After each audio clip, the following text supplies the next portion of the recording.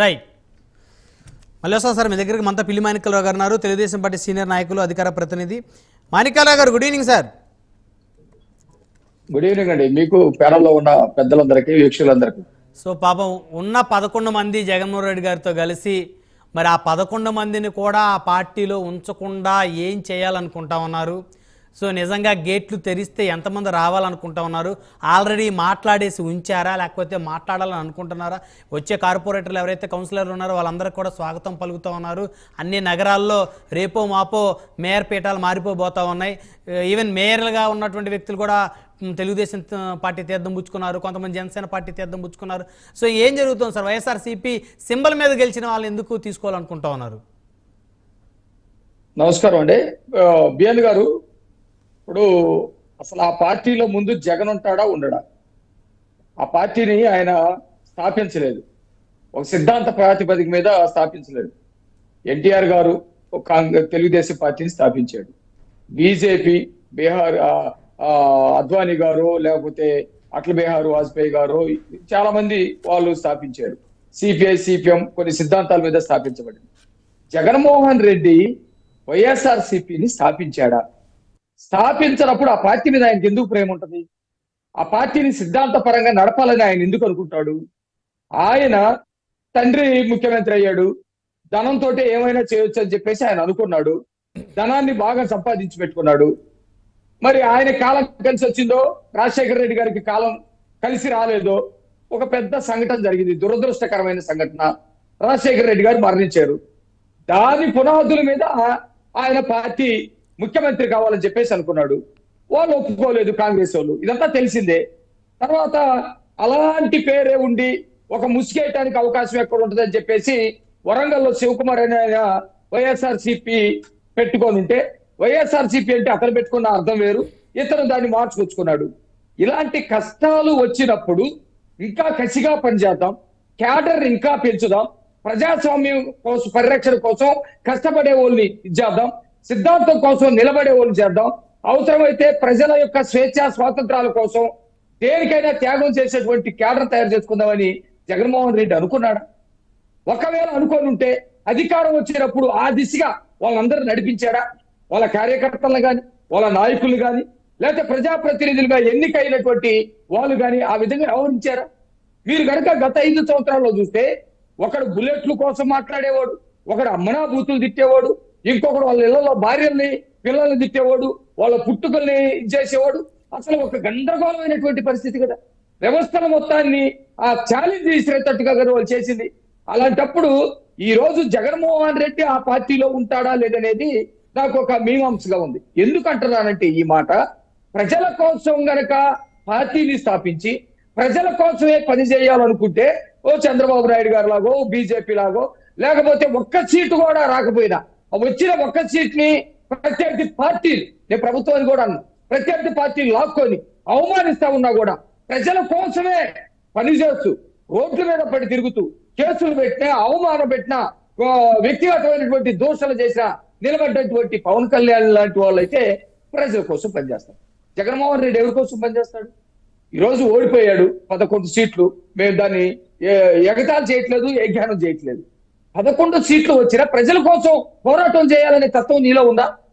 ఒక ప్రజాస్వామిక పద్ధతి ఉంది, చట్టాల్లో కొన్ని సాంప్రదాయాలు ఉన్నాయి. ఆ సాంప్రదాయాల ప్రకారం ఇదిగో ఇన్ని సీట్లు రావాలి, ఇన్ని సీట్లు వస్తే ప్రతిపక్ష హోదా. ఈ ప్రతిపక్ష హోదా అనేది కేవలం అసెంబ్లీలో మాట్లాడడానికి, కొన్ని అవకాశాలు ఇవ్వడానికి, టైం ఇవ్వడానికి ఉపయోగపడేది. దానికోసం నేను కోర్టుకి వెళ్తా. ఏ కోర్టుకి? ఈయన అవమానించినటువంటి కోర్టుకి. ఎక్కడైతే ప్రతిపక్ష హోదా ఉన్నది ఈయనని చెప్పేసి మాట్లాడతాడో అక్కడ నాకు ప్రతిపక్ష హోదా కావాలంటే ఎట్లా? అసలు ఇంతమంది ఎమ్మెల్యేలు, గతంలో ఉన్నటువంటి మీ ఎమ్మెల్యేలు అందరూ ఏ రోజైనా మాట్లాడటానికి మీరు అవకాశం ఇచ్చారా? మీ ఎంపీలు మాట్లాడారు. నేను 5 సంవత్సరాల నుంచి ఆయన యొక్క ముఖాన్ని చూద్దామంటే నాకు కుదరలేదని చెప్పేసి ఎంపీలు మాట్లాడారు, ఎమ్మెల్సీలు మాట్లాడారు. అయ్యా ఒక్కసారి నన్ను పిలిపించుకొని మాట్లాడినని. మరి అలాంటప్పుడు ఏదో ఓడిపోయి వాళ్ళు బతికిపోయారు.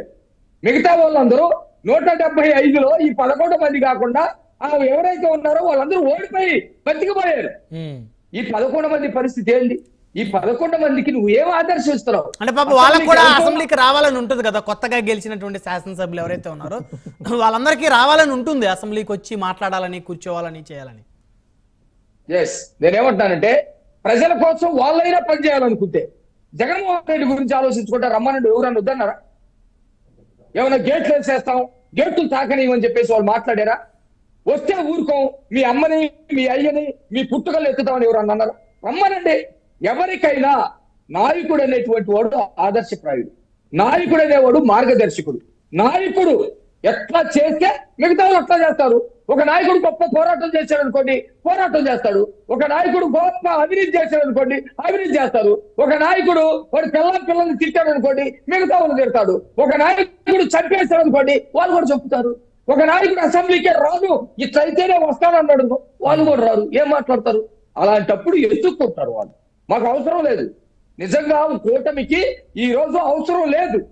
మరి అవసరం లేకపోతే ఎందుకు పక్క పార్టీ వైఎస్ఆర్సీపీ కార్పొరేటర్లు మీరు ఎందుకు జాయిన్ చేసుకుంటున్నారు అవసరం లేకపోతే?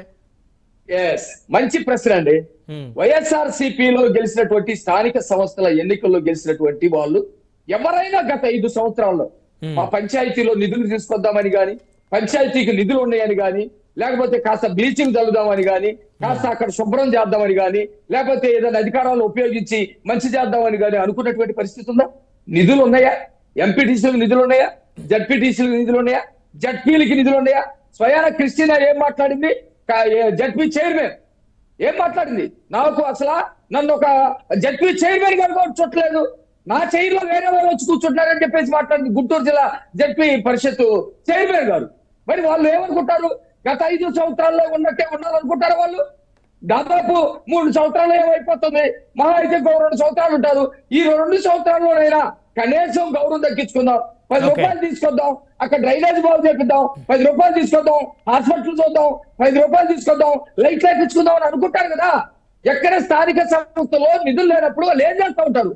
బొమ్మలాగా కూర్చోబెట్టి మద్యమైన వాళ్ళే వ్యాపారం చేయాలి, ఇసుకైన వాళ్ళే వ్యాపారం చేయాలి, గ్రానైట్ అయిన వాళ్ళే వ్యాపారం చేయాలి, ప్రతిదీ మొత్తం పెద్ద జొమ్మే దోచుకుంటా ఉంటే మరి ఎమ్మెల్యేలు కూడా అదే అనుకుంటున్నారేమో. కొత్తగా గెలిచిన ఎమ్మెల్యేలు కూడా, ఇందాక నేను చెప్పిన ఒక 4 ఎమ్మెల్యేలు పక్కన పెడితే మిగతా ఎమ్మెల్యేలు ఎవరైతే ఉన్నారో వాళ్ళు కూడా మేము ఈ అధికార పార్టీలోకి వెళ్ళి నియోజకవర్గాన్ని డెవలప్ చేద్దాం, రోడ్లు వేద్దాం, కరెంటు తీసుకొద్దాం, అదేవిధంగా నియోజకవర్గంలో సంక్షేమ పథకాలు మా చేతుల ద్వారా అమలు చేద్దాం, ప్రజల్లో ఉందాం, అధికారుల్ని ఎంతో కొంత సమన్వయంగా కరెక్ట్గా పనిచేసే విధంగా కంట్రోల్లో పెట్టుకొని పని చేయించుకుందాం, గౌరవాన్ని పొందుదాం, నియోజకవర్గంలో ఓడిపోయిన ఇన్ఛార్జి పెత్తనం చేస్తాడు, అతని మాట ఇన్స్పెక్టర్లు రెవెన్యూ వాళ్ళు వింటున్నారు, నన్ను కనీసం ఎమ్మెల్యేగా చుట్టలేదన్న బాధతోటి వాళ్ళు కూడా మీ పార్టీలోకి రావాలనే అభిప్రాయం ఉంది. మరి వాళ్ళని కూడా జాయిన్ చేసుకోవచ్చు కదా. గారు మీరు ఒకటి గుర్తుపెట్టుకోండి, ఇది వైసీపీ ప్రభుత్వం కాదు. అవతల వాళ్ళు వేరే పార్టీలో వాళ్ళు గెలిచారు, వాళ్ళని తన్నండి, లాగండి, పీకండి, కేసులు పెట్టండి, ఊరంతా తిప్పండి అని చెప్పేసి అనుకోవటం కాదు. ఎవరు గెలిచారో వాళ్ళు అక్కడ పనులు చేస్తారు. ఓడిపోయినటువంటి వాళ్ళు ఉన్నా కూడా అభివృద్ధి చేయాలని మేము అనుకుంటున్నాం. వాళ్ళు నిజంగా ప్రజల కోసం పనిచేయాలనుకుంటే, ఓడిపోయినటువంటి అక్కడ ఎవరైతే గెలిచినటువంటి వాళ్ళు ఉన్నారో వాళ్ళు నిజంగా ప్రజల కోసం పనిచేయాలనుకుంటే అక్కడ ఉన్నటువంటి వాళ్ళందరూ సమన్వయం చేసుకొని ముందుకెళ్ళమనండి.